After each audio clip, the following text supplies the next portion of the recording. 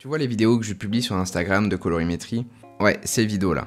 Faut savoir que derrière chaque plan, il y a tout un process.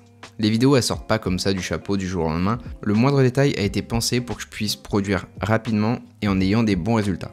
Et c'est exactement ce qu'on va voir dans cette vidéo.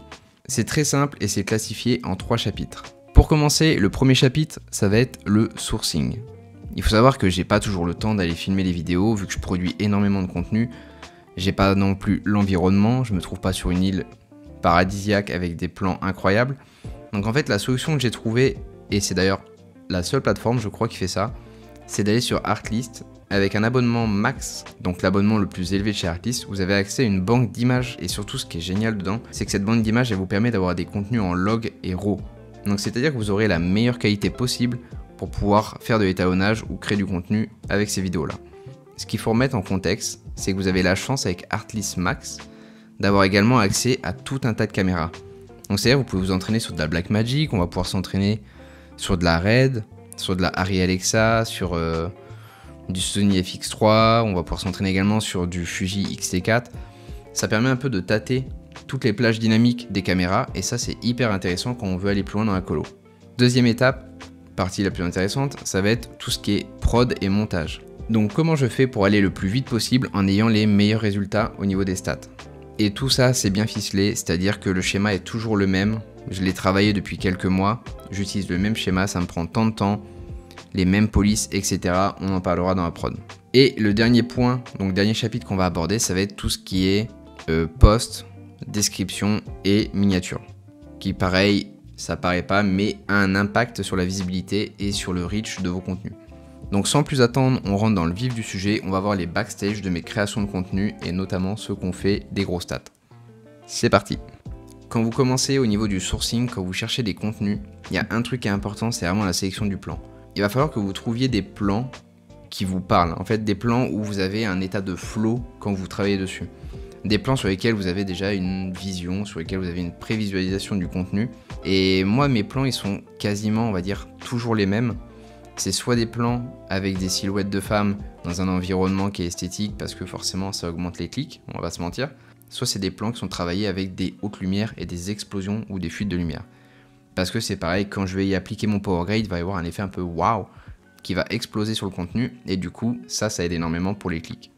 Donc là globalement si on veut regarder par exemple les contenus que moi j'ai téléchargés dernièrement, là on peut voir que j'ai des contenus où je sais par exemple sur ceux de la forêt que je vais pouvoir aller travailler mes hautes lumières en les mettant un petit peu bleu comme le contenu que j'ai fait sur Instagram. Ça on sait que ça marche bien, c'est du clic, ça fonctionne très très bien. Le dernier contenu pareil avec des silhouettes de femmes, environnement de plage, ça fonctionne très très bien, il y a un beau potentiel en colorimétrie. Et petit détail en plus, j'utilise très souvent des contenus avec des grosses caméras, donc soit de la 6K, de la 8K, parce que ça me permet de mieux travailler, j'ai des fichiers en RAW, donc j'ai une plus large manœuvre au niveau des fichiers. Maintenant si on prend des fichiers type, par exemple on voit sur ce plan là, donc je vais cliquer dessus, on va aller voir ça ensemble. Là on voit que le plan il est en RAID Monstro 8K, donc ça me fait vraiment un fichier de très haute qualité. Et si je veux download, je l'ai directement en RAW. Donc là la plage dynamique elle est géniale. On va reprendre exactement ce rush là, parce que c'est un rush que j'avais déjà étalonné. Donc je vais le retélécharger. Et du coup on se retrouve sur DaVinci Resolve et je vais vous montrer. Au niveau de la post-production, ce que je commence à faire c'est par créer un nouveau projet. Donc là le titre j'en ai pas besoin, je m'en moque. Je vais directement dans mes paramètres et là je vais aller rentrer les paramètres que j'utilise pour Instagram. Donc moi j'en ai déjà préparé au préalable, ça c'est hyper important. Il suffit d'aller dessus, vous cliquez les paramètres. Donc là moi j'ai mis en gamma 2.2 mais on peut le mettre en gamma 2.4. Vous allez dessus, vous faites clic droit et save current setting as preset. Et ça vous permet après vous le renommer et là vous avez vos paramètres qui sont déjà prédéfinis. Donc on va le prendre, donc j'ai soit Instagram soit celui-ci, moi je vais prendre celui-ci parce qu'il est en 2.4. Ensuite je vais créer ma timeline, donc là je vais décocher et aller chercher le format, donc 4K on a, c'est largement suffisant pour Instagram, 25 fps, je vais vérifier quand même que mon rush est en 25 fps au cas où. Le rush est en 25 fps donc on est bon, et là je valide. Donc là la première étape pour faire un contenu comme je réalise, souvent on a un effet de pause au début de la vidéo pour pouvoir afficher toutes les étapes une par une de la colorimétrie. C'est ça qui rend en fait le contenu très satisfaisant. On a un départ de vidéo, un break. Là, on a toutes les étapes et le rendu final. Tout est pensé pour essayer de garder le plus longtemps possible le consommateur. Donc là, si on fait la même chose de ce côté-là, on voit le mouvement, ça c'est parfait. On va découper à ce niveau-là parce que la mise au point est très bonne.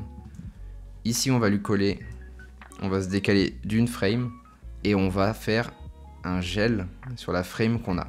Donc là, je vais la geler, celle-ci. Hop, j'ai plus qu'à l'étirer. Et en fait, c'est ici qu'on va aller travailler toutes nos étapes. Là, le début de notre plan, je trouve qu'il est un peu long. Donc on va se cutter plutôt à ce niveau-là, au niveau du mouvement. Comme ça, le mouvement, il va servir de hook pour attraper les gens. Et tac. Là, on a notre pause. Donc là, on est top. Et ce qu'on va faire, c'est qu'on va la rallonger. Je me dis que mes contenus, c'est bien qu'ils durent à peu près 15-16 secondes maximum. Donc là, on a nos plans. Ce qu'on va faire, c'est qu'on va effectuer la colorimétrie. Donc là, ce que j'ai fait, c'est que j'ai récupéré la colo du plan que j'avais déjà réalisé. Je ne vais pas m'embêter à la refaire pour vous montrer un peu la mécanique. Vous n'avez plus qu'à faire votre colorimétrie, vous, de votre côté. Et une fois que c'est fait, là, on peut passer à l'étape d'après. Donc on a découpé notre plan pour imaginer le hook. On a notre étape du milieu en colorimétrie. Et ensuite, on va passer à la découpe. Donc là, on a notre plan qui est fait. On a notre plan log et le plan avec la colo. La colo est plutôt belle en plus, donc c'est très cool. Ce qu'on va faire, c'est qu'on va aller directement chercher une musique. Donc là, j'ai pris une musique au pif. Vous, je vous laisserai sélectionner la musique qui vous plaît le plus. Ce que je vous recommande, c'est une musique tendance, ça marche bien. Une fois que vous avez votre musique, là, on va aller chercher le drop. Donc le drop, il est ici. Et le drop, c'est lui qui va commencer, en fait, au moment de la colorimétrie. Donc là, et je vais étirer la musique. Un fondu.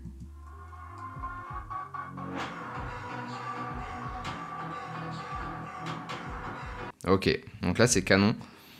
Et ce qu'on fait, c'est qu'on va faire un clic droit, Show Music Beat. Il va nous afficher où il y a les drops. Je vais écouter d'abord le son. Là. Là. Là. Et là. Donc là, on a notre vidéo. C'est découpé.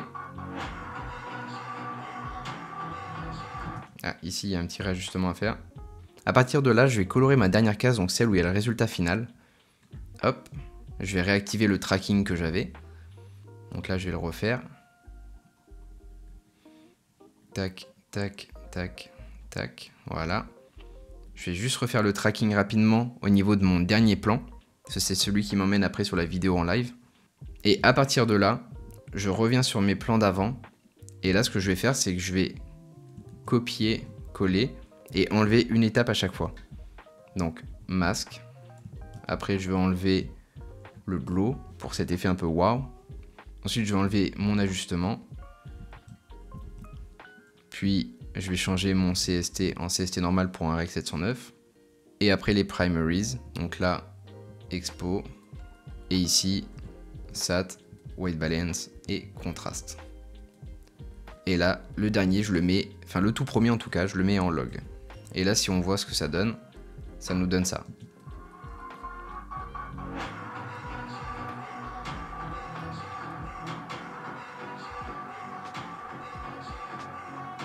Là, j'ai plus qu'à réappliquer maintenant la colo sur mon dernier plan.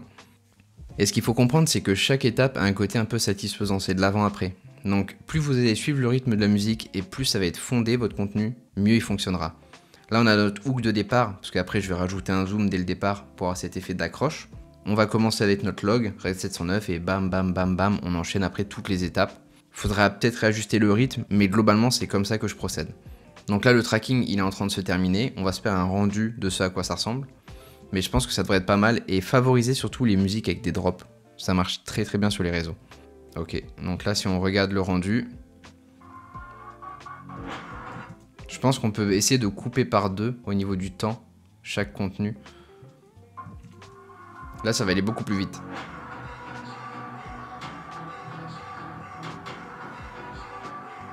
Ouais, là, c'est cool. Donc là, on a un contenu qui fonctionne bien. Au niveau de la structure, ça marche très bien. Ici, au premier, je vais aller lui rajouter un zoom directement dans l'outil Fusion, parce que ça fonctionne très bien. Et ce qu'on va faire avant même, c'est qu'on va faire la colorimétrie du tout premier plan. Et je vous explique pourquoi. Si vous faites la colorimétrie du tout premier plan, ça vous permet de faire un avant-après dès le départ. Donc là, vous avez un très bon hook. Avant-après, plus zoom, avec une bonne musique, le hook il est assuré. Donc ce que je fais, c'est que le premier plan, je lui ai appliqué la colo. Ensuite, je vais le dupliquer avec option. Je vais enlever la colo de celui-ci. Hop, voilà. Et là, en fait, ce qu'on va faire, c'est qu'on va faire un travail d'opacité. Il va commencer avec la colo. Et ici, il va repasser en log. Et tout ça, je vais lui mettre une petite courbe. Voilà. Ok. Et là, on a un début de hook. Et ensuite, on va rajouter un zoom. Et au niveau de la structure, on sera bon. Il ne nous restera plus qu'à intégrer les textes. Ce que je vous invite à faire, c'est pas forcément de copier ce type de contenu-là, parce que c'est un peu dommage, c'est moi qui le fais. Et du coup, ça va beaucoup ressembler à ce que je fais. Mais essayez de le faire à votre patte et trouver le type de contenu qui fonctionne bien. Donc là, on peut voir si je dézoome. Hop, je retourne sur Fusion. Je vais lui appliquer un outil transform. Hop, full screen. Voilà. Là, je vais lui mettre un gros zoom. Plus gros que ça même. Et à peu près à la 7 et 8e frame, je vais lui mettre 1,2. Et jusqu'à la fin, 1. Voilà. Tout ça, on n'a plus qu'à lui appliquer une courbe. Bien évidemment, il faudra gérer à ce niveau-là parce que ça va aller trop bas. Voilà. Et là, essayer d'étirer pour avoir quelque chose de fluide. Hop, un peu de motion blur. Et là, normalement, on a un rendu qui commence à prendre. Je vais le mettre à charger, comme ça on sera tranquille. Hop, playback, render, user. Ok, donc ce rush là il va charger. Et là on va déjà avoir un rendu de ce que ça donne.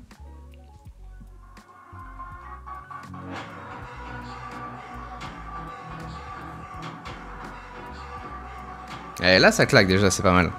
Ça claque franchement bien, c'est pas mal. Maintenant ce qu'il nous reste à faire, c'est uniquement de faire les titres, enfin les textes. Donc je vais aller sur l'outil Text Plus. Je vais aller sur un de mes plans, celui-ci. Hop, parce que je sais que c'est du Rec 709 où il est placé. Et là je vais le paramétrer. Hop, Rec 709. Vous gérez votre police, donc moi j'utilise le Helvetica. Hop, en extra black, rezoomer. Tac. Je connais la mécanique par cœur, donc maintenant ça va hyper vite. Et ensuite, vous n'avez plus qu'à faire ça pour chaque plan. Donc là, je vous le mets en accéléré, moi de mon côté. Là, c'est bon, j'ai réalisé les titres, donc voilà ce que ça donne.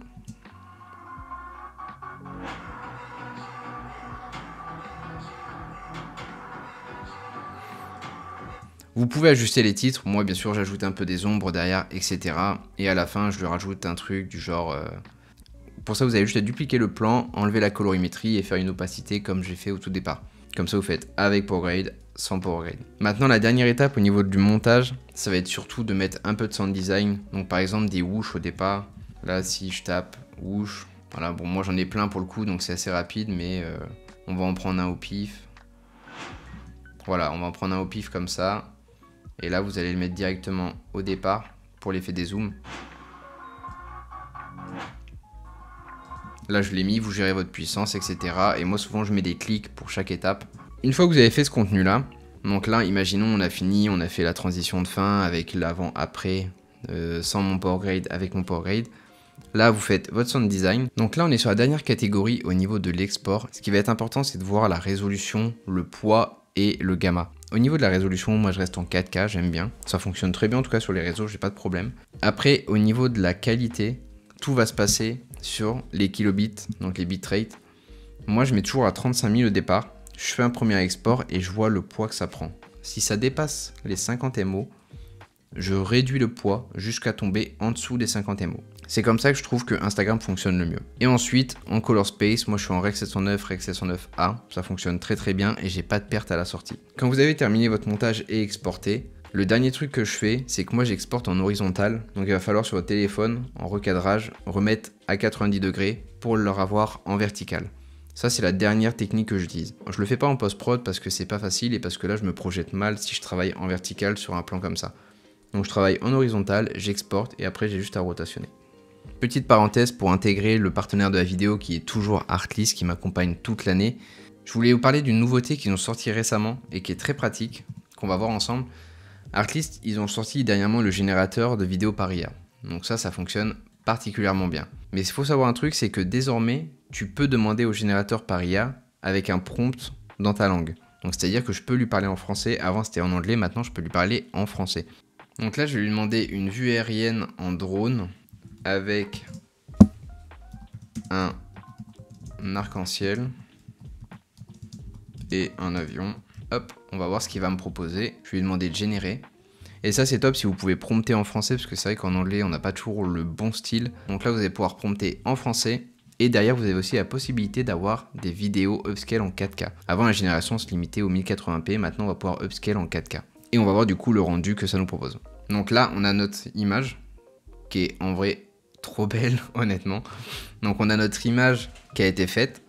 Donc de l'avion dans le ciel en vue aérienne avec notre arc-en-ciel. On va lui demander de l'animer. Et la résolution, je vais pouvoir mettre full. Je vais lui mettre 10 secondes. Avant, on était bloqué à 5. Maintenant, on peut aller à 10. Et je vais lui demander de l'animer.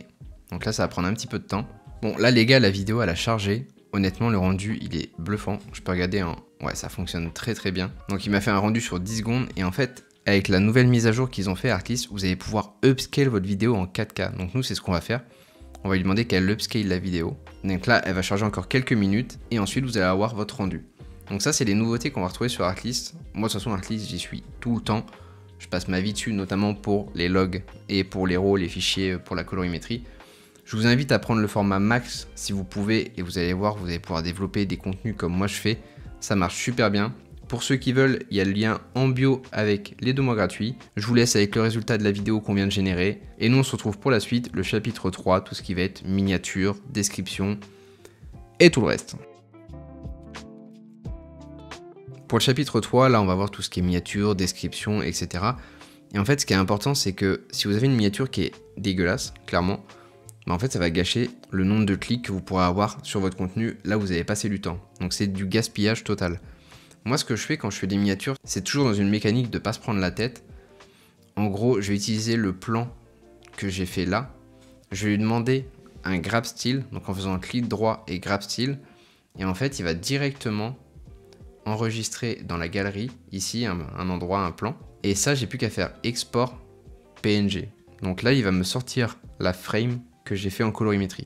Et là du coup on va retrouver, donc sur mon bureau je vais pouvoir retrouver la frame qui m'a sorti, qui est juste ici. Et en fait ce que vous pouvez faire c'est juste l'emmener dans Photoshop, lui ajouter un titre, je vais vous montrer comment je fais. Je vais faire rotation de l'image à 90, donc là ça va être parfait pour la miniature. Et ici vous n'avez plus qu'à disposer un texte. Et là du coup j'ai clairement ma miniature pour mon contenu. Ça fonctionne très très bien. Maintenant, au niveau de la description, ce qui va être bien, c'est de poser des questions aux gens. Donc peut-être de créer un peu d'interaction. Ne pas mettre genre la puissance de la colorimétrie sur la description, mais d'aller surtout aller chercher de l'interaction. Donc poser des questions au niveau de votre contenu. Ensuite, vous n'avez plus qu'à mettre vos hashtags. Moi, je mets souvent édité avec mon produit parce que je le mets en avant. Donc le power grade. Et globalement, si on récapitule un peu la mécanique, c'est très simple. Ça va être un super sourcing de vidéos. Donc là, une vidéo qui fonctionne bien, qui marche bien, qui est jolie. Une belle colo derrière, en suivant les étapes, donc toujours le petit hook avec soit un zoom, soit une animation, le before after de la colorimétrie. À ça on va rajouter des cuts pour le côté satisfaisant de la vidéo.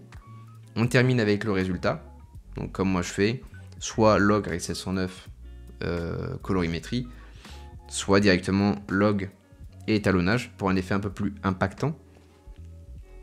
Ensuite vous faites une miniature propre comme ça, exporté de votre vidéo pour avoir quelque chose de cohérent, un petit titre dessus, vous posez une question dans les contenus et après ça bombarde. Vous publiez et ça fonctionne. Moi c'est comme ça que je fais, globalement je mets à peu près 2 heures pour faire un contenu parce que c'est la colorimétrie qui me prend pas mal de temps à réaliser dessus, mais tout le reste ça va très très vite. Donc moi je vous recommande d'essayer de trouver des formats comme ça, essayez même ces formats là si vous voulez et taguez-moi sur Insta pour que je puisse regarder vos contenus ou peut-être vous partager si ça m'intéresse. N'hésitez pas à checker le lien en description pour ceux qui veulent s'abonner à Artlist et faire le même type de contenu que moi. J'espère en vrai que cette vidéo elle vous aura plu et vous a aidé dans votre processus de production. Et c'était Loris, on se retrouve dans une prochaine vidéo. Ciao!